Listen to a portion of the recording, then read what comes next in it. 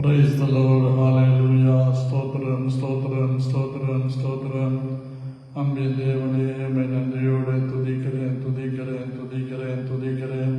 இரட்சகரே, உம்மை நன்றியோடு துதிக்கிறேன் துதிக்கிறேன் துதிக்கிறேன். சாவாமை உள்ளவரே, உம்மை நன்றியோடு துதிக்கிறேன் துதிக்கிறேன் துதிக்கிறேன். ஒருவரும் சேரக்கூடாத ஒளியில் வாசம் பண்ணுகிறவரே, உம்மை நன்றியோடு துதிக்கிறேன். ஆண்டவரே, உம்மை ஸ்தோத்திரிக்கிறேன் ஸ்தோத்திரிக்கிறேன் ஸ்தோத்திரிக்கிறேன் ஸ்தோத்திரிக்கிறேன். ஜீவாதிபதியே, உம்மை நன்றியோடு நான் துதிக்கிறேன் ஸ்தோத்திரிக்கிறேன். அப்பா, அதிசயங்களை செய்கிறவரே, உம்மை நன்றியோடு நான் ஸ்தோத்திரிக்கிறேன். ராஜரீகம் பண்ணுகிற தேவனே, உம்மை நன்றியோடு நான் ஸ்தோத்திரிக்கிறேன். ஒருவரும் சேரக்கூடாத ஒளியில் வாசம் பண்ணுகிற தேவனே, உம்மை நன்றியோடு நான் ஸ்தோத்திரிக்கிறேன். ஆண்டவரே, மகிமையும் மகத்துவம் நிறைந்தவரே, உம்முடைய நாமத்தை நன்றியோடு நான் ஸ்தோத்திரிக்கிறேன். அதிசயங்களின் தேவனே, உம்மை நன்றியோடு நான் ஸ்தோத்திரிக்கிறேன். ஆண்டவரே, அன்பின் ரட்சகரே, உம்மை நன்றியோடு ஸ்தோத்திரிக்கிறேன். ராஜரீகம் பண்ணுகிறவரே, உம்மை ஸ்தோத்திரிக்கிறேன். ஹல்லேலூயா ஹல்லேலூயா ஹல்லேலூயா. இயேசுவே, உமக்கு நன்றி நன்றி நன்றி நன்றி. ரட்சகரே, உம்மை ஸ்தோத்திரிக்கிறேன் ஸ்தோத்திரிக்கிறேன் ஸ்தோத்திரிக்கிறேன் ஸ்தோத்திரிக்கிறேன். ஹல்லேலூயா. உம்மை நன்றியோடு துதிக்கிறேன். ஆண்டவரே, உம்மை ஸ்தோத்திரிக்கிறேன் ஸ்தோத்திரிக்கிறேன் ஸ்தோத்திரிக்கிறேன். ஹல்லேலூயா ஹல்லேலூயா ஹல்லேலூயா. இரட்சகரே, உம்மை நன்றியோடு துதிக்கிறேன். ஆண்டவரே, நீர் மகிமையுள்ள தேவனாய் இருக்கிறதற்காக உம்மை நன்றியோடு ஸ்தோத்திரிக்கிறேன் ஸ்தோத்திரிக்கிறேன் ஸ்தோத்திரிக்கிறேன். ஹல்லேலூயா ஹல்லேலூயா ஹல்லேலூயா. இயேசுவே, உமக்கு நன்றி நன்றி நன்றி. ஹல்லேலூயா. உம்மை துதிக்கிறோம் துதிக்கிறோம் துதிக்கிறோம் ஸ்தோத்திக்கிறோம். நன்றி ஆண்டவரே, உமக்கு நன்றி நன்றி நன்றி. ஹல்லேலூயா ஹல்லேலூயா ஹல்லேலூயா ஹல்லேலூயா. ஓரி கபால்கராதியா. மகிமையின் தேவனே, உம்மை நன்றியோடு நான் ஸ்தோத்திரிக்கிறேன். அப்பா, உமக்கு நன்றி நன்றி நன்றி. ராஜா, உம்மை நன்றியோடு நான் ஸ்தோத்திரிக்கிறேன் துதிக்கிறேன். ஆண்டவரே, ஒருவராய் பெரிய காரியங்களை செய்கிறவரே, உம்மை நன்றியோடு ஸ்தோத்திரிக்கிறேன். அற்புதங்களை செய்கிறவரே, உம்மை நன்றியோடு ஸ்தோத்திரிக்கிறேன். மகிமையின் தேவனே, உம்மை நன்றியோடு ஸ்தோத்திரிக்கிறேன். மகத்துவங்களின் தேவனே, உம்மை நன்றியோடு ஸ்தோத்திரிக்கிறேன். அதிசயங்களின் தேவனே, உம்மை நன்றியோடு உம்மை ஸ்தோத்திரிக்கிறேன். உன்னதங்களில் வாசம் பண்ணுகிற தேவனே, உம்மை நன்றியோடு ஸ்தோத்திரிக்கிறேன். இரட்சகராகிய தேவனே, உம்மை நன்றியோடு ஸ்தோத்திரிக்கிறேன். அப்பா, உமக்கு நன்றி நன்றி நன்றி நன்றி. சர்வலோகாதிப நமஸ்காரம். சர்வ சிருஷ்டிகனே நமஸ்காரம். தாரை கடல் உயிர்வான் சகலமும் படைத்த தயாபர பிதாவே நமஸ்காரம். தாரை கடல் உயிர்வான் சகலமும் படைத்த தயாபர பிதாவே நமஸ்காரம். திரு அவதாரா நமஸ்காரம். ஜகத் ரட்சகனே நமஸ்காரம். தரணியை மனுடன் உயிரடைந்தோங்க கருவினில் மாண்டோர் நமஸ்காரம். தரணியின் மனுடன் உயிரடைந்தோங்க கருவினில் மாண்டோர் நமஸ்காரம். பரிசுத்த ஆவி நமஸ்காரம். பரம சர்க்குருவே நமஸ்காரம். அருவியாய் அடியார் ஆகத்தினில் வசிக்கும் அரியசித்தே சதா நமஸ்காரம்.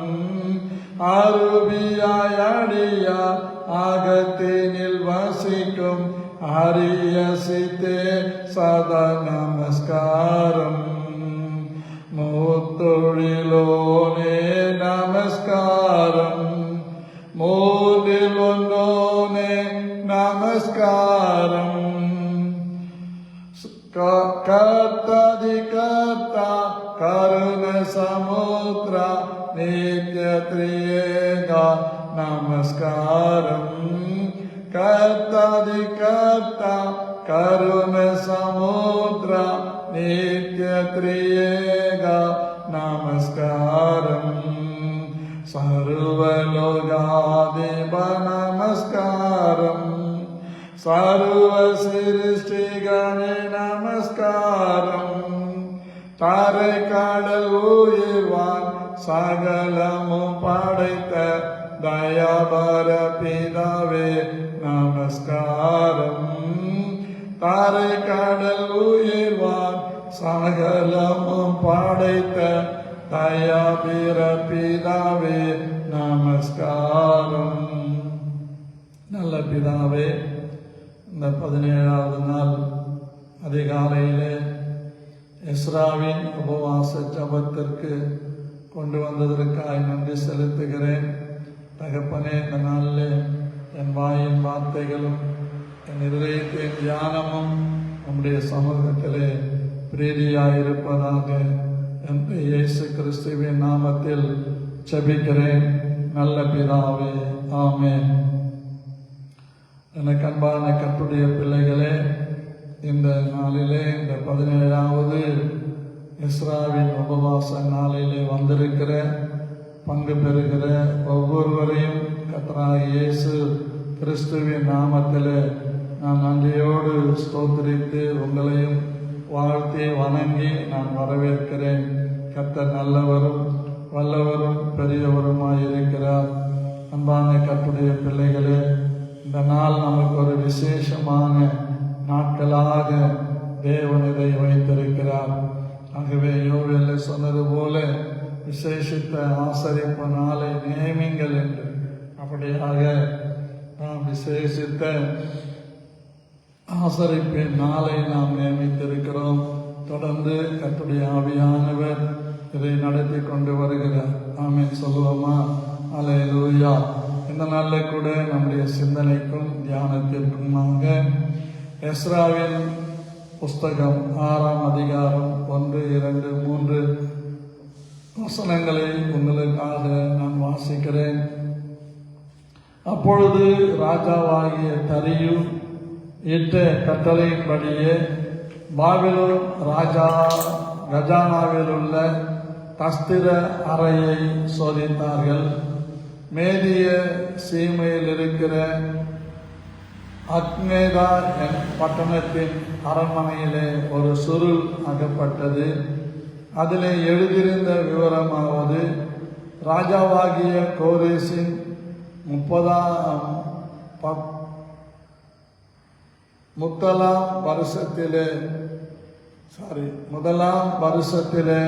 வருஷத்தில் கோரேஸ் ராஜா எருசலேமில் இருந்த தேவனுடைய தேவாலயத்தை குறித்து பிறப்பித்த உத்தரவு என்னவென்றால், தேவாலயமானது பலி செலுத்தப்பட்டு வந்த ஸ்தானத்திலே கட்டப்பட கடவது. அதன் அஸ்திபாரங்கள் பலமாயிருப்பதாக. அது 60 முழ உயரமும் 60 முழ அகலமாய் இருக்க வேண்டும். அது 3 பெரிய பெருங்கற்களாலும் ஒரு மற்ற வரிசை புது உத்திரங்களாலும் கட்டப்பட கடவது. அதற்கு செல்லும் செலவு ராஜாவின் அரண்மனையிலிருந்து கொடுக்கப்படுவதாக என்று சொல்லப்பட்டிருக்கிறது. பிரியமான கர்த்தருடைய பிள்ளைகளே, நாம் தேவனுடைய நாமத்தின் மகிமைக்காக கர்த்தர் தாமே அதை நேர்த்தியாக செய்திருக்கிறார். அந்த தேவன் இந்த காலைகளில் நமக்கு சொல்லுகிற காரியம் என்னவென்றால், அவரவர்கள் ஸ்தானத்திலே அவரவர்கள் நிற்க வேண்டும் என்பதுதான். அவரவர்கள் ஸ்தானத்திலே அவரவர்கள் இருந்து கர்த்தருடைய ஊழியத்தை செய்தால், கர்த்தருடைய சபையை நடத்தினால், பிள்ளைகள் குடும்பத்தை நடத்தினால், அது அவர்கள் வாழ்விலே மிகுந்த ஆசீர்வாதமாய் இருக்கும் என்பதே. முதலாவதாக இந்த தேவனுடைய ஆலயம் கர்த்தருடைய நாமத்தின் மகிமைக்காக பலி செலுத்தப்பட்டு வந்த ஸ்தானத்திலே கட்டப்பட கடவுது என்று சொல்லப்பட்டிருக்கிறது. வாசிக்கலாம். யாத்திராகமம் புஸ்தகம் 20ஆம் அதிகாரம் 24வது வசனம். மண்ணினாலே பலிபீடத்தை எனக்கு உண்டாக்கி அதன் மேல் உன் ஆடுகளையும் உன் மாடுகளையும் சர்வாங்க தகன பலியாகவும் சமாதான பலியாகவும் செலுத்துவாயாக. நான் என் நாமத்தை பிரஸ்தாபப்படுத்தும் எந்த ஸ்தானத்திலும் உன்னிடத்தில் வந்து உன்னை ஆசீர்வதிப்பேன் என்று சொல்லியிருக்கிறார். அல்லேலூயா, கர்த்தருக்கு ஸ்தோத்திரம். ஆகவே நன்றாக நாம் சிந்திக்க வேண்டும். கர்த்தருக்கு நாம் பலிபீடத்தை கட்டுகிறவர்களாக இருக்க வேண்டும். பலிபீடத்தை கட்டி அதில் ஆடு மாடுகள் என்று இங்கு சொல்லப்பட்டிருக்கிறது. நம்முடைய துதிகளையும் ஸ்தோத்திரங்களையும் கர்த்தருக்கு செலுத்தப்பட வேண்டும். ஆடு மாடு என்கிற இந்த வார்த்தை மிகவும் தேவையான ஒரு வார்த்தை, நல்ல வார்த்தை. வாசிக்கலாம். ஓசியாவின் புஸ்தகம் 14ஆம் அதிகாரம் முதல் 2 வசனங்களை நாம் வாசிக்கும் போது அங்கே ஒரு குறிப்பிட்ட ஒரு வார்த்தை எழுதப்பட்டிருக்கிறது. அந்த வார்த்தையின்படி நாம் இப்பொழுது தேவனுடைய வார்த்தைகளுக்குள்ளாய் கடந்து போகலாம். பாருங்க, ஓசியாவின் தீர்க்க தரிசன புத்தகம் 14ஆம் அதிகாரம் 1-2 வசனங்களை வாசிக்கலாம். இஸ்ரவேலே, உன் தேவனாகிய கர்த்தரிடத்தில் திரும்பு. நீ உன் அக்கிரமத்தினால் விழுந்தாய். வார்த்தைகளை கொண்டு கர்த்தரிடத்தில் திரும்புங்கள். அவரை நோக்கி, தேவரீர் எல்லா அக்கிரமத்தையும் நீக்கி எங்களை தயவாய் அங்கீகரித்தருளும். அப்பொழுது நாங்கள் எங்கள் உதடுகளின் காளைகளை செலுத்துவோம். அல்லேலூயா. காளைகள் என்னது? ஆமாம், மாடுகளை செலுத்தணும், அப்புறம் ஆடுகளை செலுத்தணும். காளைகள் என்பது உதடுகளின் கனியாகிய ஸ்தோத்திர பலி. ஆடுகள் என்பது கர்த்தருக்கு நாம் செலுத்துகிற சாக்ரிஃபைஸ், அதாவது தியாகம். எப்படி உலகத்தின் பாவத்தை சுமந்து தீர்க்கிற தேவ ஆட்டுக்குட்டி என்று சொல்லப்பட்டிருக்கிறது. அப்போ அந்த ஆடு யாரை குறிக்கிறது? இயேசு கிறிஸ்துவை குறிக்கிறது. உலகத்தின் பாவத்தை சுமந்து தீர்க்கிற தேவ ஆட்டுக்குட்டி என்று யோவான் சுவிசேஷம் 1ஆம் அதிகாரத்திலே இப்படியாய் சொல்லப்பட்டிருக்கிறது. பைபிள் எடுத்து பாருங்க. யோவான் சுவிசேஷம் மறுநாளில் இயேசு தன்னிடத்தில் வர கண்டு, இதோ உலகத்தின் பாவத்தை சுமந்து தீர்க்கிற தேவ ஆட்டுக்குட்டி. யோவான் சுவிசேஷம் 1ஆம் அதிகாரம் 29வது வசனம். பாருங்க, எனக்கு பின் ஒருவர் வருகிறார், அவர் எனக்கு முன்னிருந்தபடியால் என்னிலும் மேன்மை உள்ளவர் என்று நான் சொன்னேனே, அவர் இவர்தான். அப்போ இங்கே தேவ ஆட்டுக்குட்டி உலகத்தின் ஜனங்களின் பாவத்தை நிவர்த்தி செய்கிற பலியாக கொடுக்கப்பட வேண்டும். அப்படி என்றால் இங்கே ஆடு என்று சொல்லாமல் ஆடுகள் என்று சொல்லுகிறது யாரை காட்டுகிறது என்றால் அந்த நம்மை காட்டுகிறது. நாம் அவர் மேய்ச்சலின் ஆடுகளும் அவருடைய ஜனங்களுமாய் இருக்கிறோம் என்று சங்கீதம் 100 நாம் வாசிக்கிறோம். கர்த்தருக்கு மகிமை உண்டாவதாக. மாடுகள் என்று சொல்லும்போது இன்னொரு காரியத்தை குறிக்கிறது.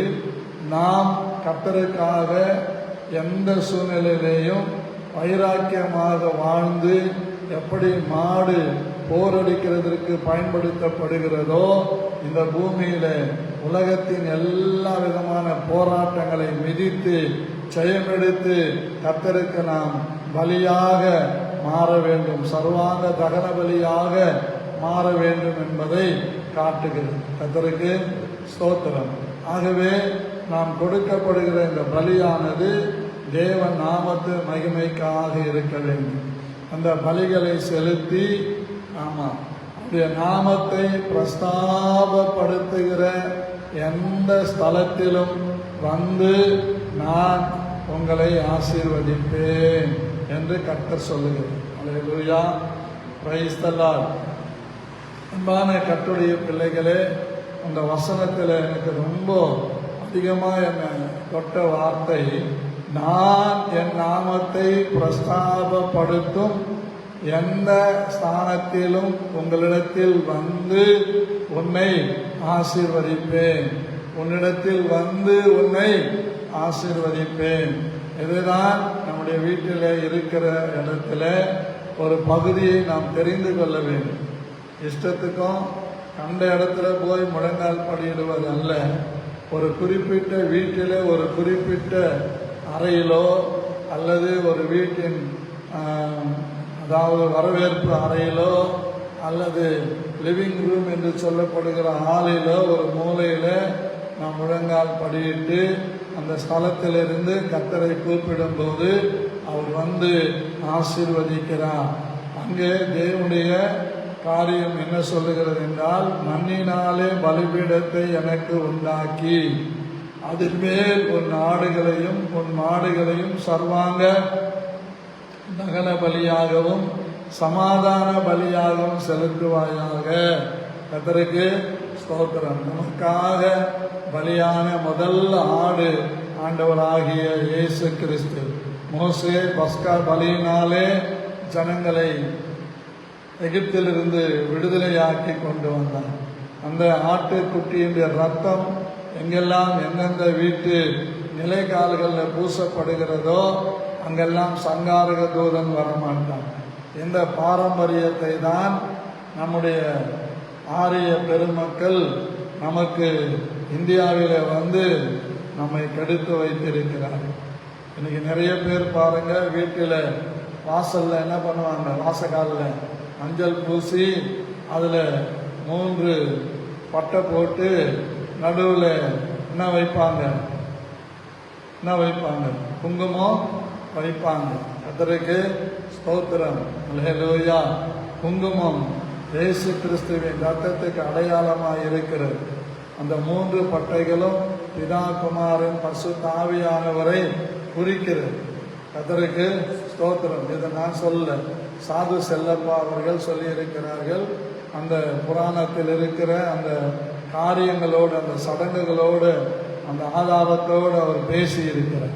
ஆகவே அன்பானவர்களே, நாம் செய்து கொண்டிருந்ததான் இப்பொழுது செய்கிறார். பஸ்கா ஆட்டுக்குட்டி பலியிடப்படும் போது அந்த இரத்தத்தை எந்தெந்த வீட்டு நிலைக்காலில் பூசி இருக்கிறாங்களோ அந்த வீட்டுக்குள்ள சங்காரக தூதன் வரல. அப்போ அக்கம் பக்கத்தில் எகிப்தியர்களை யாரெல்லாம் இவர்களுக்கு நட்பாக பிரியமாக இருந்தார்களோ அவர்கள் எல்லாரும் வந்து என்ன பண்றாங்க, காப்பாற்றப்படுறாங்க. கர்த்தருக்கு ஸ்தோத்திரம். அப்படி இந்த ஆட்டுக்குட்டியின் ரத்தம் அப்போ இங்கே ஆடுகள் என்று சொல்லப்படும் போது உங்களையும் என்னையும் குறிக்கிறது. மாடுகள் என்று சொன்னால் காளைகள் என்ற அர்த்தம். அது எதை குறிக்கிறது என்றால் நம்முடைய உதடுகளின் கனியாகிய ஸ்தோத்திர பலிகளை காட்டுகிறது. நம்மை தாழ்த்தி நாம் ஸ்தோத்திர பலிகளை செலுத்தி தேவனுடைய சமூகத்திலே நம்மை அர்ப்பணித்தால் நாம் எந்த ஸ்தலத்திலே வந்து அவருடைய நாமத்தை வெட்கப்படாம கூச்சப்படாம யார் ஏதாவது நினைப்பாங்களா, யார் ஏதாவது நினச்சிக்குவாங்களா அப்படியெல்லாம் இல்லாமல் யாரு நினைக்கட்டும், யாரு காய வைக்கட்டும், அதை பற்றி நமக்கு அக்கறை இல்லை. நாம் எந்த ஸ்தானத்தில் முழங்கால் படியிட்டு அப்பா பிதாவே என்று கூப்பிடுகிறோமோ அந்த ஸ்தானத்தில் இயேசு கிறிஸ்து வருகிறார். ஆமென். அல்லேலூயா.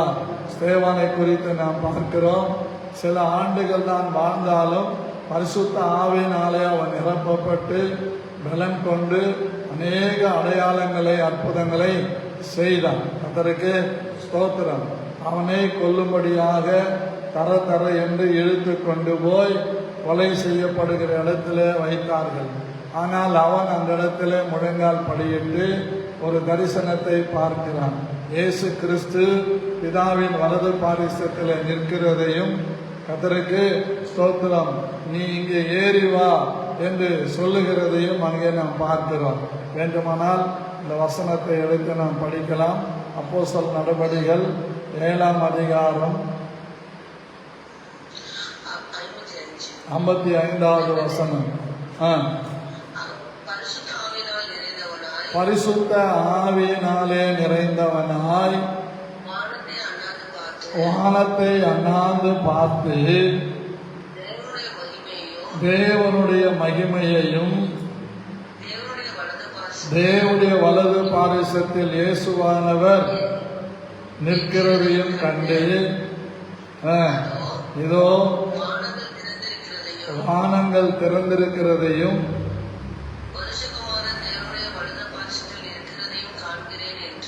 தேவ மனுஷகுமாரன் தேவனுடைய வலது பாரிசத்தில் நிற்கிறதையும் காண்கிறேன் என்றான்.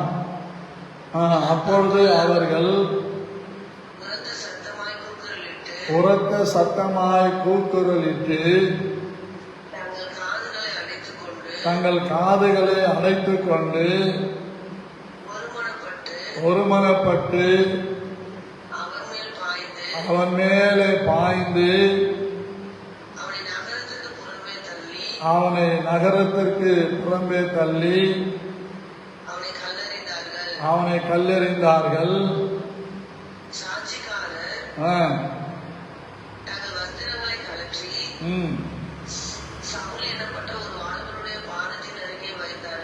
கவனிக்கணும். சாட்சிக்காரர்கள் தங்கள் வஸ்திரங்களை கயற்றி சவுல் எனப்பட்ட ஒரு வாலிபனுடைய பாதத்தின் அருகே வைத்தார்கள். அப்பொழுது கர்த்தராகிய இயேசுவே, என் ஆவியை ஏற்றுக்கொள்ளும் என்று ஸ்தேவான் தொழுது கொள்ளுகையில் அவனை கல்லெறிந்தார்கள். அவனோ முழங்கால் படியிட்டு, ஆண்டவரே, இவர்கள் மேல் இந்த பாவத்தை சுமத்தாதிரும் என்று மிகுந்த சத்தத்தோடு சொன்னான்.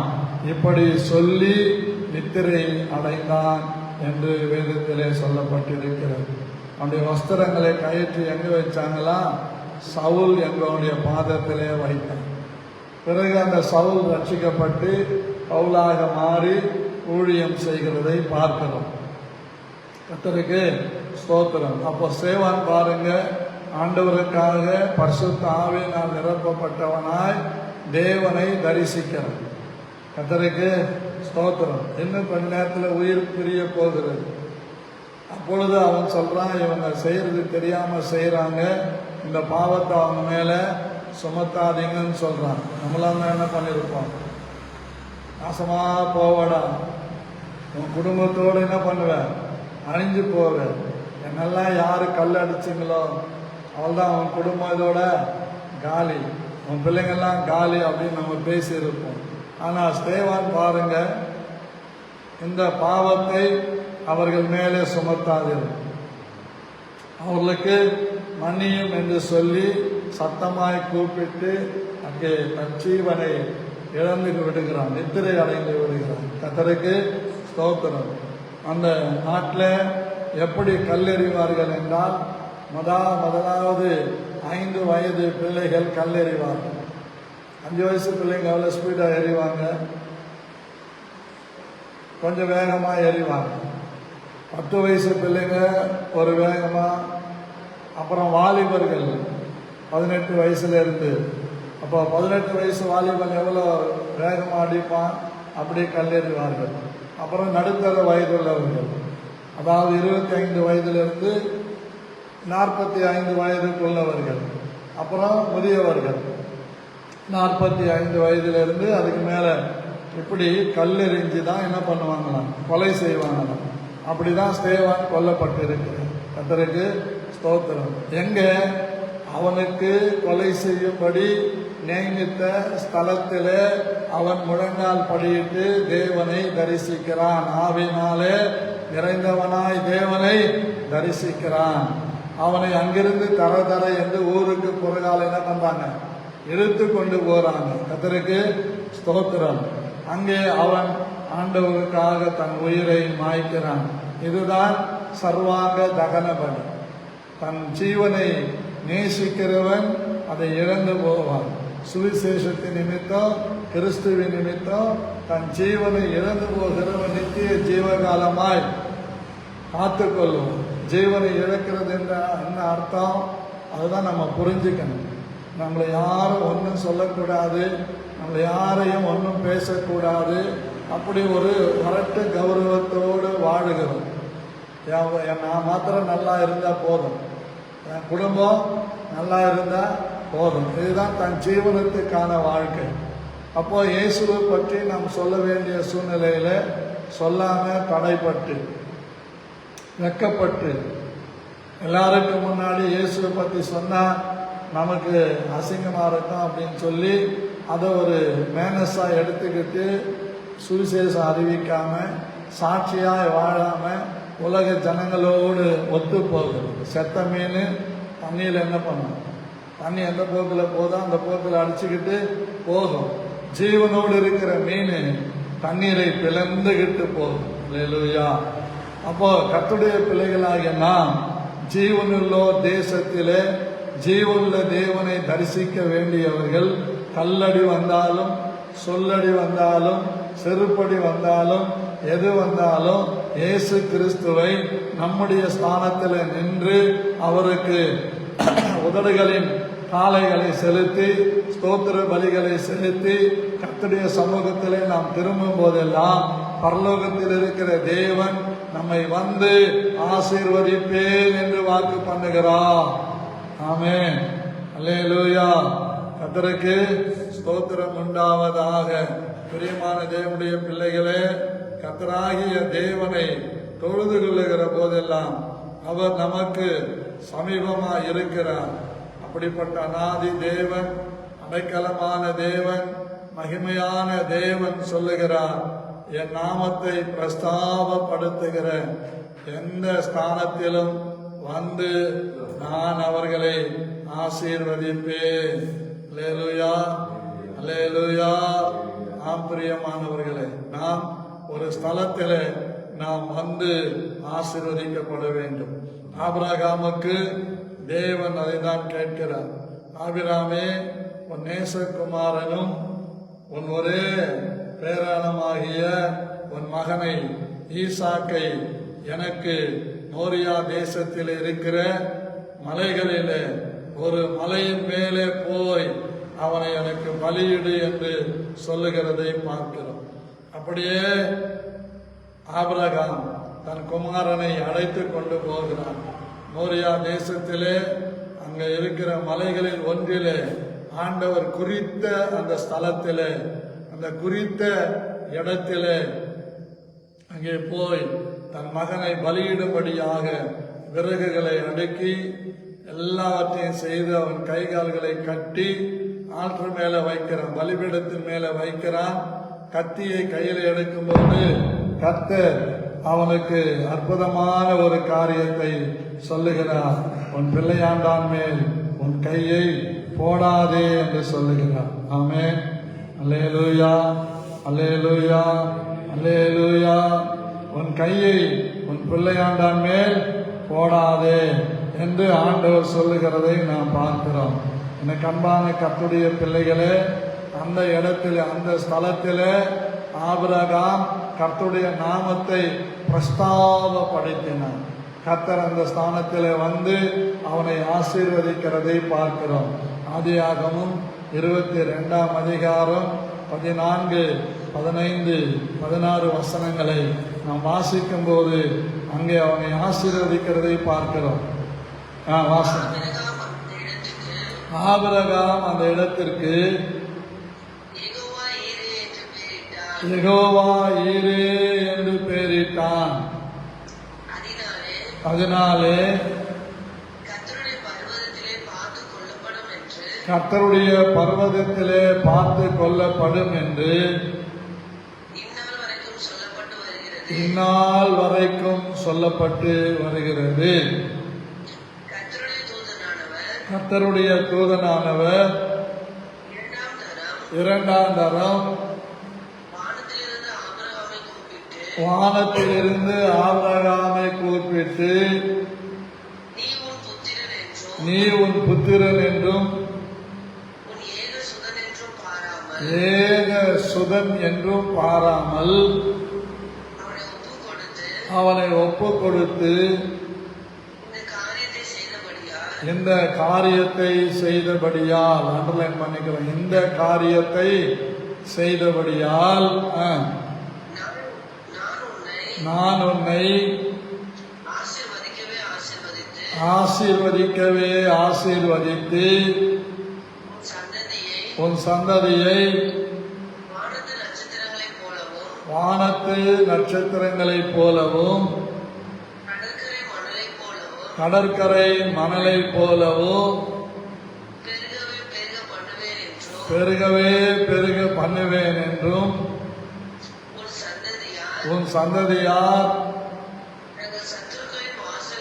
தங்கள் சத்துருக்களின் வாசல்களை சுதந்திரித்துக் கொள்ளுவார்கள் என்றும் நீ என் சொல்லுக்கு கீழ்ப்படிந்தபடியினால் உன் சந்ததிக்குள் பூமியில் உள்ள சகல ஜாதிகளிலும் ஆசீர்வதிக்கப்படும் என்றும் என் பேரில் ஆணையிட்டேன் என்று கர்த்தர் சொல்லுகிறார். அல்லேலூயா.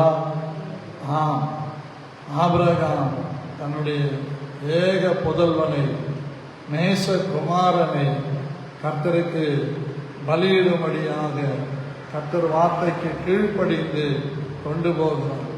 போய் மோரியா தேசத்திலே ஆண்டவர் குறித்திருந்த அந்த மலையின் மேலே ஏறி கர்த்தருக்கு பலியை செலுத்தும்படி தீர்மானிக்கிற போது அவனுடைய மகனுக்கு பதிலாக அங்கொரு ஆடு கட்டப்பட்டிருந்தது.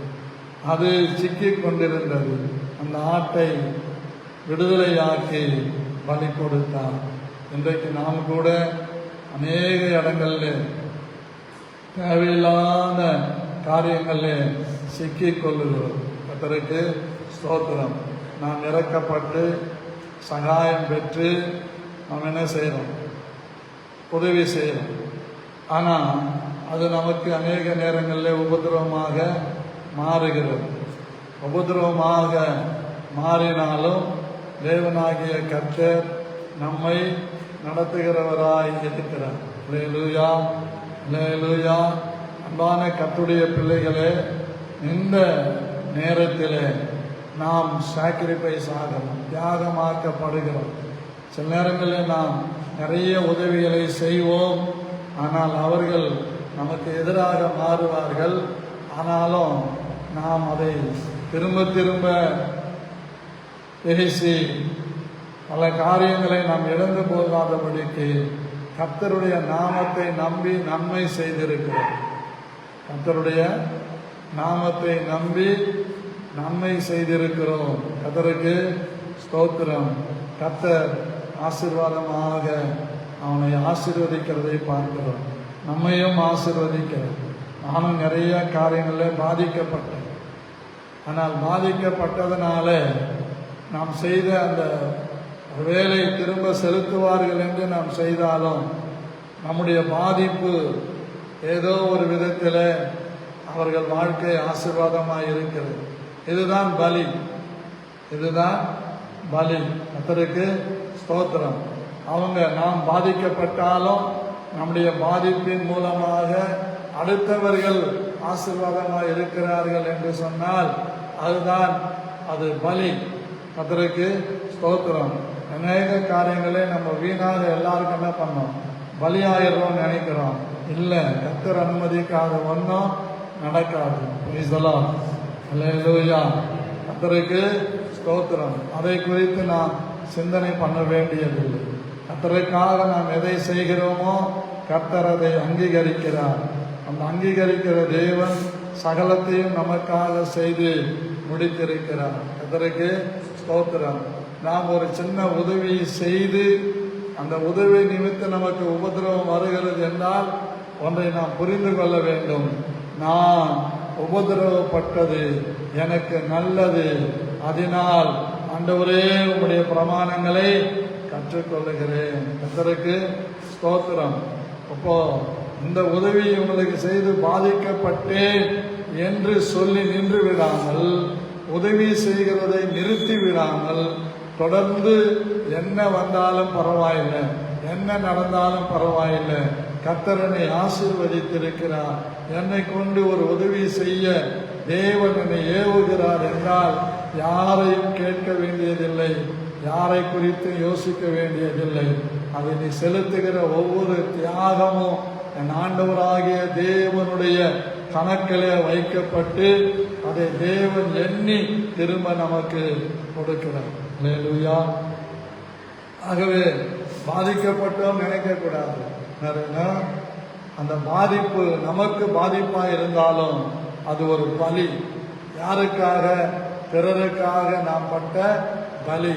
அந்த பலியை தேவன் அங்கீகரித்து ஆசீர்வதித்து அதனால் நம்மை பல மடங்கு ஆசீர்வதிக்க வல்லமை உள்ளவராக இருக்கிறார். கர்த்தருக்கு ஸ்தோத்திரம்.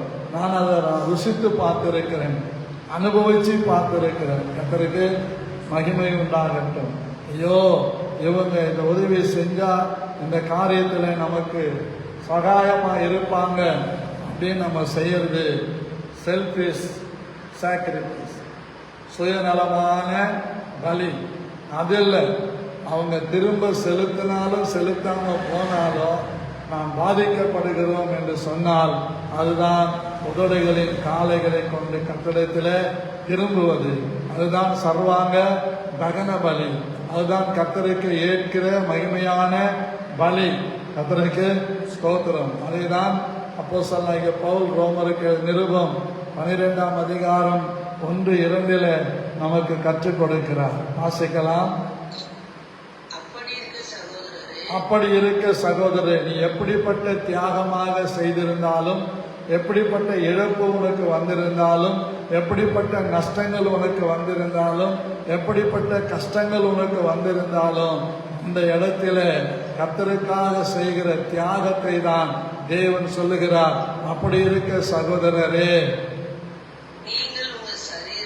நீங்கள் உங்கள் சரீரங்களை மற்றதை பற்றியெல்லாம் கவலைப்படாம நம்மிடத்துல நன்மையை பெற்றுக்கொண்டு நமக்கு தீமை செய்து நமக்கு துரோகிகளாக போய்விட்டார்களே என்று புலம்பிக் கொண்டிருக்காம, கலங்கிக் கொண்டிருக்காம, எத்தனை தீமைகள் வந்தாலும் அப்படி இருக்க சகோதரரே, உங்கள் சரீரங்களை எந்த நிலையிலே உனக்கு பாதிப்பு வந்திருந்தாலும், உன் சரீரத்தை எந்த நிலையிலே நீ அவமானப்படுத்தப்பட்டிருந்தாலும், உன்னுடைய சரீரத்தை எந்த இடத்திலே நீ அசிங்கப்பட்டிருந்தாலும், உன்னுடைய சரீரத்தை எந்த இடத்திலே நீ தலை குனிந்து நடந்திருந்தாலும், உன் சரீரத்தை தேவனுக்கு ஜீவ பலியாக ஒப்பு கொடுக்கப்பட வேண்டும்.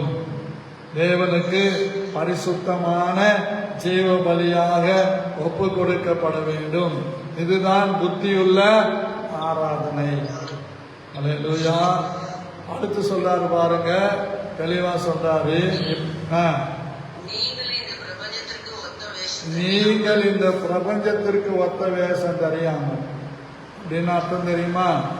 அவன் நமக்கு தீமை செஞ்சான், நம்ம அவனுக்கு என்ன செய்யலாம்? நம்மளை ஏமாத்தினா அவனையும் ஏமாத்தலாம். நம்மளை நிந்தித்தான், நாம அவனை நிந்திக்கலாம். நம்மளை அவமானப்படுத்தினா நம்ம ஏதோ ஒரு இடத்துல அவனை என்ன பண்ணலாம்? அவமானப்படுத்திடலாம்.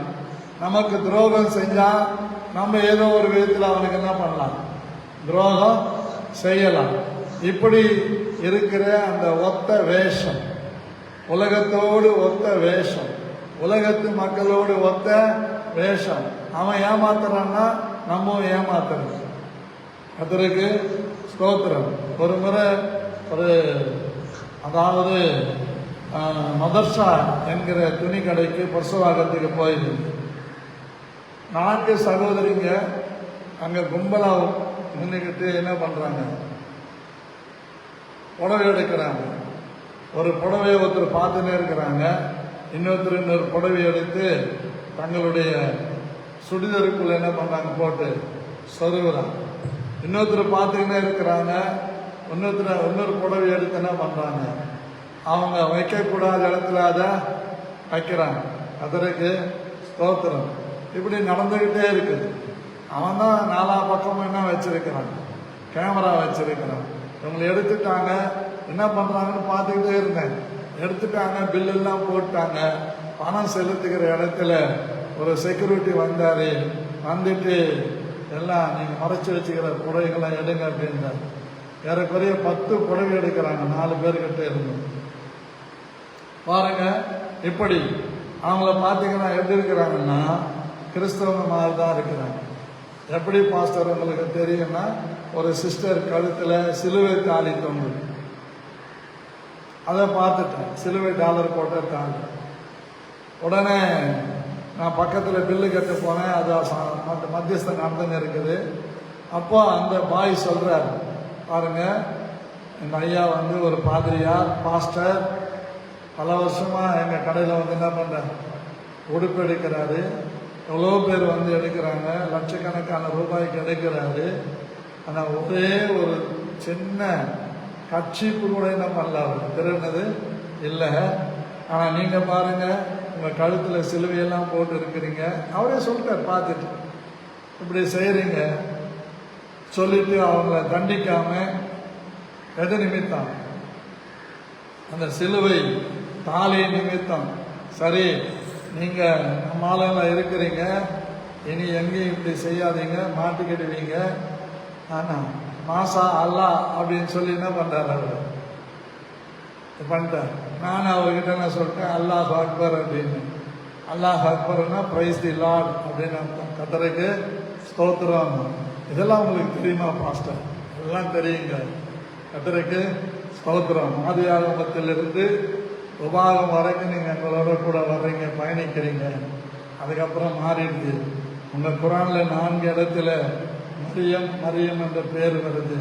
அது இயேசுவின் தாயாகிய மரியாதை காட்டுகிறதுன்னு சொன்னேன். ஓ சூப்பர் பாஸ்டர், கர்த்தருக்கு ஸ்தோத்திரம். ஈசு பிரபுவை நீங்க எல்லாம் தரிசிப்பீங்க, சீக்கிரம் இயேசு வரப்போற. அந்த இடத்துல அந்த காரியத்தை வச்சு என்ன பண்ணிட்டேன், அவங்களுக்கு சாட்சிய சொல்லிட்டேன். நமக்கு மாமலா துணி கொடுக்குற பாய் அங்கே வந்து நின்றுட்டேன். கர்த்தருக்கு ஸ்தோத்திரம். புடவை எடுக்கிற இடத்துல ஒரு பாய் இருப்பார், நாங்கள் போனோம்னா கண்டுபிடிப்பார். அவங்க அண்ணன் எங்க ஒருத்தர் இருக்கிறார், பிரியாணி மாஸ்டர், பிரியாணிலாம் செய்வார். அப்படி நம்ம எந்த ஸ்தானத்துல போனாலும் அங்க தேவன் மகிமைப்படும். அதான் சொல்ல, இப்படி இருக்க சகோதரரே, இப்பிரபஞ்சத்திற்கு ஒத்த வேஷம் அறியாமல்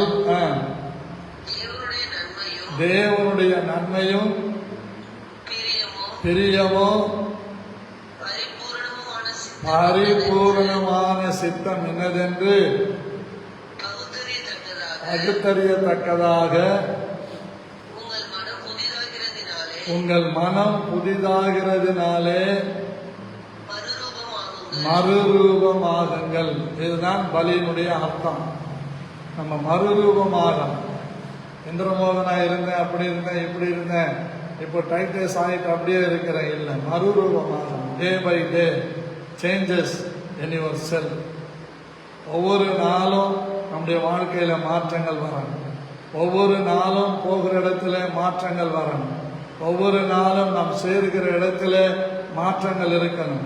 அப்படிப்பட்ட ஒரு மாற்றங்களை செய்கிறவர்களாக நாம் இருக்க வேண்டும். எஸ்தரின் காரியம் மாறுதலாய் அமைந்தது. எதனால? அவர் தியாகம் செய்ததுனால. எப்படிப்பட்ட தியாகம்? 3 நாளும் புசியாமலும் குடியாமலும் இருந்து ஜெபித்ததுனால ஒரு பெரிய ரட்சிப்பு யூதர்களுக்கு அங்கே வருகிறது. கர்த்தருக்கு ஸ்தோத்திரம். அதுதான் இந்த ஆண்டவர் சொல்றார், எந்த ஸ்தானத்திலே என்னை பிரஸ்தாபப்படுத்துறியோ அந்த ஸ்தானத்திலே வந்து நான் உங்களை ஆசீர்வதிப்பேன். ஆகவே பிரியமானவர்களே, நம்மை கர்த்தருக்கு ஜீவ பலியாக கொடுக்க வேண்டும், சர்வாங்க தகன பலியாக கொடுக்க வேண்டும். கர்த்தருக்கு ஸ்தோத்திரம். நம்மை பரிசுத்தமான பலியாக கொடுக்கிற இந்த ஸ்தலத்தில் வந்து நம்மை ஆண்டவர் ஆசீர்வதிப்பார்.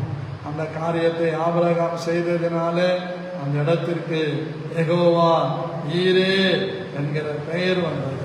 பிறகு பாருங்க, அவனையும் அவனுடைய பிள்ளைகளையும் அந்த வழியாய் வந்த எல்லா வம்சங்களையும் கர்த்தர் ஆசீர்வதிக்கிறதை நாம் பார்க்கிறோம். ஆகவே இந்த காலை வேளையில நாம் ஜெபிக்க போகிறோம். நம்முடைய சபையில் இருக்கிற ஒவ்வொரு குடும்ப தலைவரும் குடும்ப தலைவியும் தனக்கென்று ஒரு இடத்தை நியமித்து அனுதினமும் ஜெபம் செய்ய வேண்டும். அதே மாதிரி சபை தனக்கு குறித்திருக்கிற சபையிலே வந்து கர்த்தருக்கு ஸ்தோத்திர பலிகளையும் பான பலிகளையும் போஜன பலிகளையும் செலுத்த வேண்டும். பான பலின்னு தெரிஞ்சுங்களா? எண்ணெய். போஜன பலின்னு தெரிஞ்சுங்களா? கைப்பிடி அரிசி. என்னைக்கும் குரோம்பேட் சர்ச்சில் பாஸ்டர் தயானந்தன் ஐயா, பிஷப் தயானந்தன் ஐயா சர்ச்சில் ஒரு குடும்பம் மளிகை சாமான் வாங்குறாங்கன்னா அந்த குடும்பத்தில் 10,000 ரூபாய்க்கு மளிகை சாமான் வாங்குறாங்கன்னா 1000 ரூபாய்க்கு மளிகை வாங்கிட்டு வந்து சபையில் வைப்பாங்க. ஏன்னு கேட்டால் அது இல்லாதவர்களுக்கு கொடுக்கப்படுவது. அந்த ஊழியம் நம்ம செய்யணும். நம்ம என்ன செய்யணும்? செய்யணுமா? செய்யறது. அப்போதான் தேவன் நம்மை ஆசீர்வதிப்பார். கர்த்தருக்கு ஸ்தோத்திரம். என்னைக்கும் நான் அதை செய்யறேன். எனக்கு தெரிந்த ஊழியக்காரங்க வர்றாங்கன்னா அவங்க கையில் காசு கொடுத்து உங்கள் வீட்டுக்கு தேவையானதை வாங்கிக்கிங்க. என் கல்யாண நாள் வந்தால் கிட்டத்தட்ட 3000 ரூபாய் எடுத்து 2 ஊழியக்காரர்களுக்கு அதை அனுப்புகிறேன். கர்த்தருக்கு ஸ்தோத்திரம். என் பிறந்தநாள் வந்தால் 2000 ரூபாய் ஒரு ஊழியக்காரங்க என்ன பண்ணுறேன்? கொடுக்குறேன். கர்த்தருக்கு ஸ்தோத்திரம். அதே மாதிரி தான் என் பொண்ணு பிறந்த நாள், என் பையன் பிறந்த நாள், இந்த நாட்கள் வரும்போது யாருக்கும் தெரியாது. அதை அனுப்புவேன். அனுப்பிட்டு அவங்களுக்கு ஒரு வார்த்தை எழுதுவேன். இன்னைக்கு என் மகனுடைய பிறந்த நாள், என் மகனுக்காக என்ன பண்ணுங்க? ஜெபம் பண்ணு. என் மகளுடைய பிறந்த நாளுக்கு அனுப்புவேன். அந்த பிறந்த நாளுக்காக இப்போ இந்த 3 நாள் நமக்கு சுவிசேஷ கூட்டம் நடந்தது. அதில் வாசி எல்சாவுடைய பிறந்தநாள் ஞாபகமாக அந்த ஊழியக்காரர்களுக்கு எல்லாருக்கும் 1000 ரூபாய் பொதுவாக கொடுத்தேன். 500 ரூபாய் எல்சாவுடைய நினைவாக என்ன பண்ணேன்? 1500 ரூபாய் கொடுத்தேன். 2000 ரூபாய் கொடுக்கணும்னு நினைச்சேன், முடியல. 1500 ரூபாய் என்ன பண்ணேன்? கொடுத்தேன். இதற்கு ஸ்தோத்திரம். ஏறக்குறைய 45,000 ரூபாய் அந்த இதுக்கு செலவு பண்ணியிருக்கு. என்கிட்ட வந்தது 22,000 ரூபாய். இதற்கு ஸ்தோத்திரம். Praise the lord. ஹல்லேலூயா. இப்படி கணக்கு போட்டு நம்ம காரியங்களை செய்யும் போது இந்த ஊழியக்காரங்க காலையில் புறப்பட்டு போகும்போது என்னை கட்டி பிடிச்சி, அந்த ராத்திரியே கிளம்புனாங்க, கட்டி பிடிச்சாங்க. நான் ரொம்ப சந்தோஷம். எதுக்கு பாருங்க? இல்லை, எங்களை ரொம்ப நேசிக்கிறீங்க, எங்களை ரொம்ப ஆனர் பண்ணுறீங்க அப்படின்னு. கர்த்தருக்கு ஸ்தோத்திரம். இருக்கிறவங்க இல்லாதவங்க கணக்கு பார்க்கணும். எல்லாருக்கும் கர்த்தருக்கு ஸ்தோத்திரம். ஏன்னா நம்ம அதை செய்வது ஒரு தியாகம், பலி. That is one of the sacrifice. Alleluia. இப்படி நம்ம செய்ய செய்ய தேவன் நம்மை ஒரு நாளும் கைவிட மாட்டார். அவர் வந்து ஆசீர்வதிப்பார். அதனால கூட நம்முடைய ஜனங்கள் கர்த்தருக்கு பலிபீடம் கட்டி கர்த்தர் சொல்ற ஸ்தானத்தில் அவர்கள் முழங்கால் படியிட்டு செபித்து கர்த்தர் குறித்திருக்கிற இந்த மறைமலை நகர் என்கிற மோரியா தேசத்தில், இந்த மலையில இயேசுவின் மனதிருக்க ஜப வீடு என்கிற மலையில நாம் வந்து சர்வாங்க தகன பலிகளாக நம்மை ஒப்பு கொடுத்து பலி செலுத்த தீர்மானிக்கும் போது கர்த்தருடைய வார்த்தை சொல்லுகிறது, பர்வதத்திலே பார்த்து கொள்ளும், யெகோவாயீரே பார்த்து கொள்ளும், பார்த்து கொள்ளும், எல்லாவற்றையும் பார்த்து கொள்ளுவார். ஆகவே அப்படிப்பட்டவர்களாக விளங்க நம்முடைய ஜனங்கள் மாற ஒருவர் ஜெபிக்கலாம். யார் ஜெபிக்க போறீங்க? வாட்ஸ்அப்ல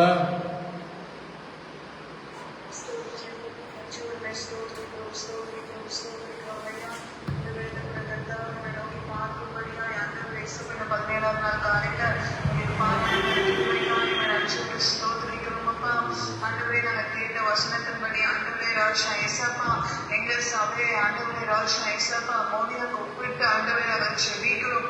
எங்கள் ஜனங்கள் ஆண்டவரை ஆபிரகாமை போல் ஆண்டவரை உங்களுடைய சத்தத்திற்கு அப்படியே செவி கொடுக்கத்தக்கதா இந்த நாட்கள் ஒரு பெரிய மாற்றத்தை எங்க சபையில கட்டளையிடுவீராக. ஆண்டவரே, அவரவர்கள் தங்களை ஆண்டவரை இசப்பா ஆண்டவரை சர்வாங்க தகன பலிகளாய் ஆண்டவரை உடைய சமூகத்துல படைக்க ஒப்பு கொடுக்க ஆண்டவரை இசப்பா பரிசுத்த பலிகளாய் ஒப்பு கொடுக்க ஜீவ பலிகளாய் ஒப்பு கொடுக்க இந்த நாள்ல ஒரு பெரிய உணர்வை ஆண்டவரை ஒவ்வொருவருக்கும் தேவனாகிய கட்டளையிடுவீராக. ஆண்டவரே ராஜா, நன்மையை மாத்திரம் பெற்றுக் கொண்டிருக்கிற நாங்கள் ஆண்டவரே இசப்பா உமக்காக பாட அனுபவிப்பா எப்படி நாங்க பார்க்கிறோம் ஆண்டவரே ராஜா இசப்பா. நாட்கள் நாங்கள் வாசிக்கிறோம் ஐயா இசப்பா, ஆபிரகாம் யார்கிட்டயும் எந்த கன்சல்டேஷனுக்கும் போகவே இல்லப்பா. ஆண்டவரே, கர்த்தர் சொன்ன வார்த்தைக்கு அப்படியே ஆபிரகாம் செவி கொடுத்தார் ஐயா. இதோ எங்க மெய்ப்பர் மூலமா என் தேவனாகிய கர்த்தர் சொன்ன வார்த்தைகளுக்கு நாங்கள் அப்படியே செவி கொடுக்க எங்களையும் எங்களுக்குரிய எல்லாவற்றையும் கர்த்தருடைய சமூகத்தில் ஆண்டவரே நாங்கள் ஆண்டவரே இசப்பா சர்வாங்க தகன பலியாய் ஒப்பு கொடுக்க ஆண்டவரே இந்த நாள் ஒரு பெரிய மாற்றத்தை எங்க சபையில கேட்டுக்கொண்டிருக்கிற எல்லாருக்கும் தேவன் செய்ய வேண்டுமாய் செபிக்கிறப்பா. எங்களை விசுவாசத்தை துவக்கினவர் நீர் ஆண்டவரே, அதை முடிக்கிறவர் நீர் ஆண்டவரே. அதை ஆண்டவரே நாங்கள் ஆண்டவரே இசப்பா உணர்ந்து கொண்டு அதுக்கு ஏற்றார் போல நடக்க தேவனாகிய கர்த்தர் இந்த காலை வேளையில ஒரு மாற்றத்தை செய்வீராக. இதுவரைக்கும் எப்படி இருந்தாலும் இந்த உபவாச நாட்கள் ஒவ்வொருத்தருக்குள்ள ஒவ்வொரு மாற்றங்களை ஆண்டவரே நாங்கள் பார்க்கும்படிக்கு என் தேவன் பெரிய வித்தியாசத்தை காமிக்க வேண்டுமாய் நாங்கள் செபிக்கிறோம் ஆண்டவரே. ஆண்டவரே ராஜா இசப்பா ஆண்டவரே, நாங்கள் நிறைய பேரை வேதத்துல பார்க்கிறோம் ஆண்டவரே, எங்களுக்கு உதாரணமா எடுத்துக்கொள்ள ஏராளமா இருக்கிறது. உங்களுடைய சமூகத்துல அல்லும் பகலும் 3 நாள் குடியாமலும் புசியாமலும் இந்த எஸ்தருடைய காரியம் மாறுதலா இருந்தது நாங்கள் பார்க்கிறோம். இதோ ஆண்டவரே நாங்கள் 40 நாட்கள் ஆண்டவரே ஒரு வேலை உபவாசித்துக் கொண்டு இருக்கிறோம் ஐயா. எங்க ஊழியக்கார் 30-65 நாள் ஒரு வேலை உபவாசித்துக் கொண்டு இருக்கிறார்கள் ஆண்டவரே. ஆண்டவரே, எல்லாருடைய எண்ணங்களும் இருதயத்தின் ஏக்கங்களும் ஆண்டவரே ஆண்டவரே மாறுதலாய் அமையட்டும் இயேசுவின் நாமத்துல, ஜெயமாய் மாறட்டும் இயேசுவின் நாமத்துல. உமக்காய் ஒரு பக்தி வைராக்கியம் பாராட்டத்தக்கதாய், உமக்காய் தொடர்புல நிற்கத்தக்கதாய், அழிந்து போகிற ஆத்துமாக்களுக்காய் கதறத்தக்கதாய் ஆண்டவரே எங்களோடு வயதுல இருக்கிற ஒவ்வொருவரும் செய்கிற பாவங்களுக்கும் குற்றங்களுக்கும் ஆண்டவரே சமூகத்துல ஆண்டவரே அவர்களுடைய ரட்சிப்புக்காய் கதறத்தக்கதாய், இப்படிப்பட்டதான ஆண்டவரே பலிகளை ஏறெடுக்கத்தக்கதாய் ஆண்டவரே எங்களுக்குரிய எல்லாவற்றையும் நாங்கள் ஆண்டவரே ராஜா ஆண்டவரே இசப்பா நஷ்டமும் குப்பையுமாய் எண்ணத்தக்கதாய் என் தேவன் இந்த நாட்கள் எங்கள் மனதை பக்குவப்படுத்துகிறதற்காக என் நன்றியோடு ஸ்தோத்திரிக்கிறப்பா. என் தேவன் அப்படியாய் ஆண்டவரே எங்கள் சபையிலுக்கு ஒவ்வொருவருக்குள்ள ஒவ்வொரு குடும்பத்துக்கும் ஒவ்வொரு குடும்ப தலைவருக்குள்ளும் குடும்ப தலைவிகளுக்கும் வாலிபர்களுக்கும் வயதிபர்களுக்கும் பிள்ளைகளுக்கும் ஒரு பெரிய வித்தியாசத்தை இந்த நாட்கள்ல ஏற்படுத்தி ஆண்டவரை வருகிற நாட்கள் எங்கள் சபையானது ஆண்டவரை மலை மேல இருக்கிற பட்டணமாய் பிரகாசிக்கத்தக்கதாய் நாங்கள் ஆண்டவரை விளக்கு தண்ணீர் மேல வைக்கப்பட்ட விளக்காய் ஆண்டவரை அநேக ஒளி கொடுக்கத்தக்கதாய் என் தேவ எங்க சபையில ஒவ்வொருவரை எடுத்து பயன்படுத்த ஆண்டவரே நீ கொடுத்த இந்த ஒரு ஜீவன் ஐயா, ஒரு வாழ்க்கை ஆண்டவரே அதை உமக்காய் பிரயோஜனப்படுத்த இந்த நாட்கள் எங்களை அர்ப்பணிக்கிறோம் ஐயா. எங்க சபையை நாங்கள் அர்ப்பணிக்கிறோம் ஆண்டவரே. ஒவ்வொருவருக்குள்ள அந்த எண்ணத்தை என் தேவன் கொண்டு வருவீராக. ஜீவித்திருக்கிற ஒவ்வொரு வாழ்க்கையில சாட்சியாய் வாழணும்னு சொல்லி ஆண்டவர் எல்லா விதத்திலும் ஆண்டவரே உலக பிரகாரமான எந்த விஷயங்களுக்கும் எங்களை நாங்கள் செவி கொடுத்து ஆண்டவரே எந்த விதத்துல நாங்கள் ஆண்டவரை சாட்சியை கெடுத்துக்கொள்ளாதபடி ஆண்டவரே ஆண்டவரே நமக்கு பிரியமான வாழ்க்கையை வாழ எங்களை நாங்கள் அர்ப்பணிக்கிறோம் ஐயா. இந்த காலை வேளையில ஒவ்வொருவருடன் தேவன் இடைப்படுகிறதற்காக நன்றி ஸ்தோத்திரிக்கிறேன்ப்பா. ஆண்டவரே நீங்க எல்லாருக்கும் வரங்களை வைத்திருக்கிறீங்கப்பா, எல்லாருக்கும் ஆண்டவரே ஆவின் கனிகளை கொடுத்திருக்கிறீங்கப்பா. ஆண்டவரே அதை பிரயோஜனப்படுத்த அதை பக்குவத்தோடு ஆண்டவரை கையால ஒவ்வொருவருக்கும் தேவன் கிருபை செய்யுங்க. அதை வீணாக்காதபடி ஆண்டவரே அதை ஆண்டவரை இரட்டிப்பாய் மாற்றிக்கொள்ளுகிற பிராணியை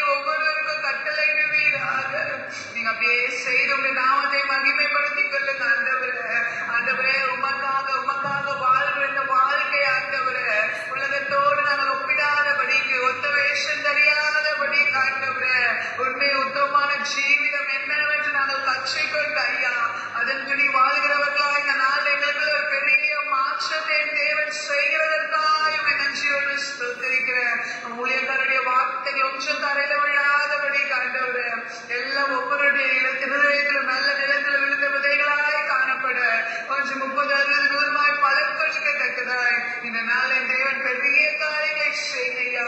தாழ்த்தி ஒப்பு கொடுக்கிறோம், ஆசீர்வதிங்க. பெரிய காரியங்களை செய்யுங்க இயேசு நாமத்தில் பிதாவே. அந்த ஜபத்தை கேட்டு அப்படியே செய்கிறபடியால் நாம் கர்த்தரை ஸ்தோத்திரம் பண்ணுவோம்.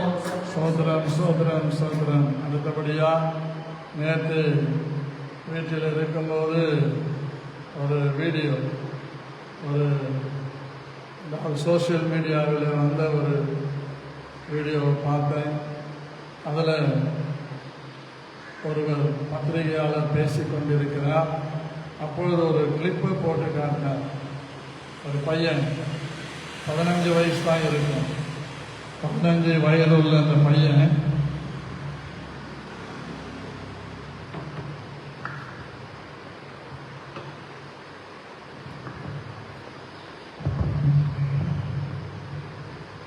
இந்த 15 வயதுள்ள ஒரு பையன் சொல்றான், விஜயை மாத்திரம் அரெஸ்ட் பண்ணியிருந்தா நாங்கள் பஸ்ஸுகளை எரிச்சிருப்போம். நாட்டில், தமிழ்நாட்டில் ஒரு அசாதாரண நிலைமை ஏற்படுத்தி இருப்போம். அதனால் மத்திய அரசாங்கம் உள்ளிட்டு இந்த ஆட்சியை டிசால்வ் பண்ணிட்டு வேறு ரூபத்தில் வந்து ஆட்சி அமைச்சிருப்பாங்க அப்படின்னு சொல்லுகிற அந்த வீடியோவை பார்த்தவொன்னே ஆடி போயிட்டேன். ஒரு கேவலம், ஒரு நடிகன் தன் நடிப்பினாலே அநேகரை கவர்ச்சிக்குள்ளாக்கி மக்களை வஞ்சித்து மக்களுடைய உழைப்பில் ரத்தத்தை சிந்தி வருகிற பணத்தில் டிக்கெட் வாங்க வைத்து பொருள் சேர்க்கிற ஒரு நடிகன். அது கூட நிறைய வந்து டூப்பு தான் போடுவாங்க. சண்டை காட்சிகள் எல்லாம் என்னது டூப்பு, இந்த பைக் ஓட்டுற காட்சிகள்லாம் டூப்பு. இப்படிப்பட்ட ஒரு நடிகனுக்கு இந்த பிள்ளைகள் அப்படி அந்த தம்பி சொன்னதை பார்த்தோன்னே நானே அழுதுட்டேன். எனக்கு ரொம்ப கஷ்டமாயிடுச்சு. இப்படியெல்லாம் மக்களை வஞ்சித்து தேசத்தை நாசமாக்குகிற இந்த பொல்லாத பிசாசின் வல்லமைகளை கர்த்தர் முறியடிக்கணும். நம்ம தமிழ்நாட்டில் இந்த நடிகர்கள் மேல் இருக்கிற மோகம் குறையணும். அப்போதான் அவர் சொல்றாரு, திருச்சியில் குஷ்புக்கு வந்து கோயிலே கட்டி வச்சிருக்கிறாங்க. எவ்வளோ வேதனையான ஒரு காரியம் பாருங்க. இந்த தமிழ்நாட்டில் தாங்க அந்த மாதிரி இருக்கிறாங்க, மற்ற நாட்டிலெல்லாம் அந்த மாதிரி இல்லை. கர்த்தர் மாற்றம் செய்யணும். இதற்காக ஒருவர் ஜெபம் பண்ணுங்க.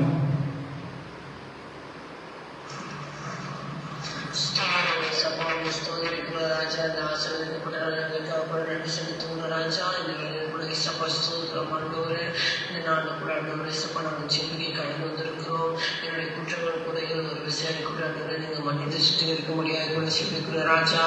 இது ஆண்டவரே சப்பா சொல்லப்பட்ட வார்த்தைக்காக கூட வருகிற ராஜா. ஆண்டவரே சப்பா ஸ்தோத்திரம். ஆண்டவரே எங்கள் தமிழ்நாட்டில் இருக்கிற ஆண்டவரே இளைஞர்களை உங்களுடைய கருத்தில் ஒப்பு கொடுத்து சிப்பிக்கிறோம். கர்த்தர் ஆண்டவரே சப்பா ஸ்தோத்திரம். ஆண்டவரே நடிகர்களின் மீது ஆண்டவரே மோகங்களை கொண்டு ஆண்டவரே தங்களுடைய வாழ்க்கையை சீரழித்து கொண்டு இருக்கிறாங்க ராஜா. ஆண்டவரே இந்த காரியங்கள் ஆண்டவரே இதற்கு அடிமையாய் கொண்டே இருக்கிறாங்க. ஏசப்பா தங்களுடைய உயிரை கூட மாய்க்கிறதுக்கு ரெடியா இருக்கிறாங்க ராஜா. இந்த நிலைமை ஆவிகளை கத்தாவே ஆண்டவரே இந்த நடிகைகள் மோகங்களை ஆண்டவரே சப்பா அவருடைய சிந்தனையிலிருந்து எடுத்து போடும்படியாக கூட செபிக்கிற ராஜா. ஆண்டவரே ஸ்தோத்திரம். ஆண்டவரே இசப்பா ராஜா. ஆண்டவரே அந்த மாய கட்டுகளில் இருந்து கர்த்தர் ஆண்டவரை ஒவ்வொருத்தரையும் விடுதலை பண்ணும்படியாய் கூட செபிக்கிற ராஜா. இனி வரும் நாட்கள் ஆண்டவரை சப்பா ஸ்தோத்திரம். ஆண்டவரை நீங்க மாற்றங்களை கொண்டு ஆண்டவரை சப்பா இயேசுவுக்காக ஆண்டவரை சப்பா ஸ்தோத்திரம் எழும்புகிற ஒரு கூட்டத்தை ஆண்டவரை இந்த வாலிபர்கள் மத்தியில ஸ்தோத்திரம் ஸ்தோத்திரம் ஸ்தோத்திரம் ஸ்தோத்திரம். அடுத்தபடியா ஒரு பொண்ணு பாருங்க, 1.5 வயசு குழந்தை பறி கொடுத்துட்டான். அவ 20 லட்சம் ரூபாய் தனக்கு கிடைக்கும்ன்றதுனால என்ன சொல்றா வீடியோவில், என் பிள்ளை செத்ததை பற்றி எனக்கு கவலை இல்லை, எங்கள் விஜய் அண்ணாவுக்கு ஒன்றும் ஆகக்கூடாது, என் புருஷனை விட விஜயை ரொம்ப நேசிக்கிறேன் அப்படின்னு சொல்லுதுங்க. கர்த்தருக்கு ஸ்தோத்திரம். அந்த பத்திரிகையாளர் சொல்றாரு, பாருங்க அவங்க 20 லட்சம் ரூபாய் கொடுக்க போகிறதும் இல்லை, மாதம் 5,000 ரூபாய் அவங்களுக்கு பென்ஷன் கொடுக்க போகிறதும் இல்லை. ஆனால் தான் புருஷனை விட அவர் அதிகமாக நேசிக்கிறேன்னு சொல்லுது. தான் பிள்ளை போனால் கூட பரவாயில்ல, இன்னொரு பிள்ளையை பெற்றுக்குவேன்னு சொல்லுது அப்படின்னு அந்த கிளிப்பை போட்டு காட்டினார். ஆடி போயிட்டான். கர்த்தருக்கு எவ்வளவு பைத்தியக்காரத்தனமாக இருப்பாங்களா அப்படின்ற மாதிரி ஆயிடுச்சு. ஆகவே இப்படிப்பட்ட பைத்தியக்காரத்தன ஆவிகளை கர்த்தர் முறியடித்து தேசத்திலே கர்த்தர் நன்மை செய்யணும். இன்னைக்கு இந்த நடிகனுக்கு பின்னாடி வக்காலத்து வாங்குறவனா இருக்கிறாங்க. தமிழ்நாடு அரசு செஞ்சதெல்லாம் விட்டுட்டாங்க. ஆனால் தமிழ்நாடு அரசு மேலேயே பழி சொல்கிறாங்க. என்னன்னு, தமிழ்நாடு அரசு தண்ணி கொடுக்கலையா, தமிழ்நாடு அரசு அங்கே அவங்களுக்கு ரெஸ்ட் ரூம் ரெடி பண்ணலையா. பாருங்க, ஒரு நடிகன் தன்னுடைய படத்தை, ஜனநாயகன் என்கிற படத்தை வெளிப்படுத்துவதற்காக அது ஜனவரியில் வெளியே கொண்டு வருவதற்காக ஷூட்டிங் எடுத்திருக்கிறாங்க. இந்த கேமராலாம் பறந்து பறந்து ஷூட்டிங் எடுக்குது. எப்படி நேச்சுரலாக ஷூட்டிங் எடுக்கிறாங்க, ஆயத்தமாகி செயற்கையாக அல்ல, நேச்சுரலாக எடுக்கிறதுக்காக பிளான் பண்ணுறான். அந்த கேரளாவில் உள்ள நடிகைகள் இருக்கிறாங்க, இயக்குனர் இருக்கிறாங்க, எல்லாம் இருக்கிறாங்க. அந்த பிக்சர்லாம் போனோன்னா வெளியே வருது. பாருங்கள், இப்படி இருக்கிறாங்க. ஆனால் தமிழ்நாடு அரசு செஞ்சதை கொஞ்சம் கூட சட்டம் பண்ணல. எல்லா பத்திரிகையும் மேக்சிமம் அவருக்கு பின்னாடி தான் இருக்கிறாங்க. பணம் போட்டுட்டு ஒரு அரை மணி நேரத்தில் அதை டெலிட் பண்ணிட்டான், காணாமல் போயிட்டான். இப்போ தியாகமாக பேசிக்கிட்டு இருக்கிறான். அவனுடைய துக்கம் எங்களை ரொம்ப ஆட்டிச்சு தேர்த்திச்சுன்னு.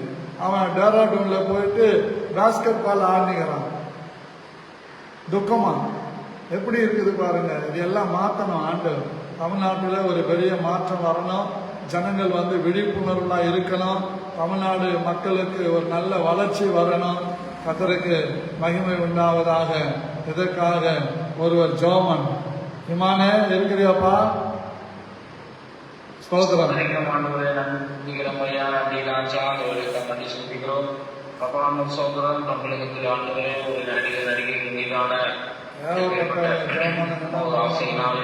அவங்களுடைய ரசிகர்கள் என்ற பெயரிலே தங்களுடைய குடும்பத்தாரை கூட அவமதிக்கிற அளவுக்கு தங்களுடைய சொல்ல புருஷன பிள்ளையை கூட போனாலும் பரவாயில்ல என்று சொல்லுகிற அளவுக்கு ஒவ்வொருடைய மனநிலைமை இன்னைக்கு மாறி இருக்கிறது. ஐயா, யாரோ ஒருவருக்காக தன்னுடைய உயிரை கொடுக்க, தன்னை சார்ந்த உயிரை கொடுக்கத்தக்க அளவுக்கு எல்லாருடைய மனநிலை மாறி இருக்கிறது.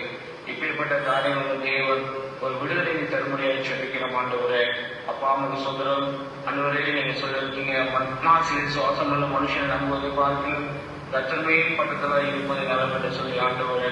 அப்போ இன்னைக்கு அந்த ஒவ்வொரு மனுஷனுக்கு பின்னாடி அவங்க கூட போனா அவங்களுக்கு எல்லாம் கிடைக்கும் என்று சொல்லுதான ஒரு ஆசையினாலே அவங்க போய்கொண்டிருக்கிறாங்க.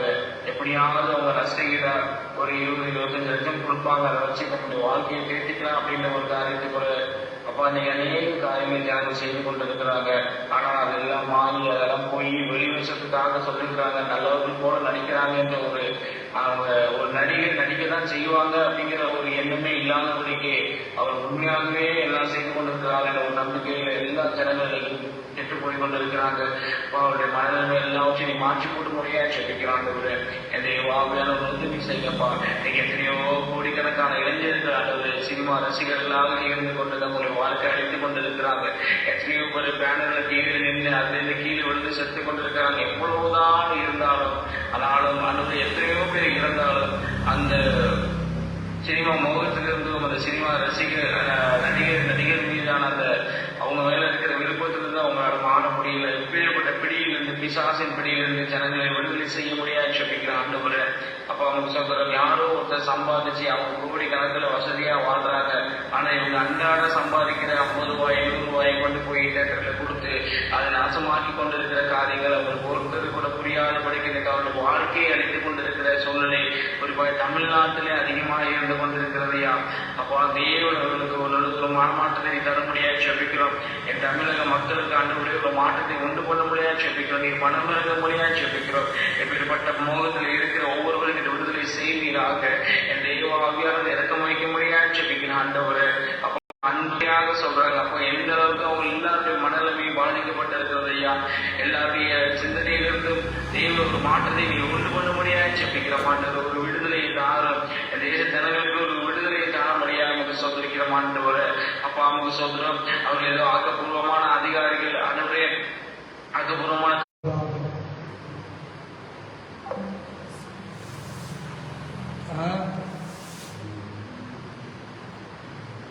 வேணும். ரசிகர் மன்ற தலைவராக இருக்கிற மணி இருக்கிறா ஃபினிஷ் பண்ணப்போம். ஃபினிஷ் பண்ணாமே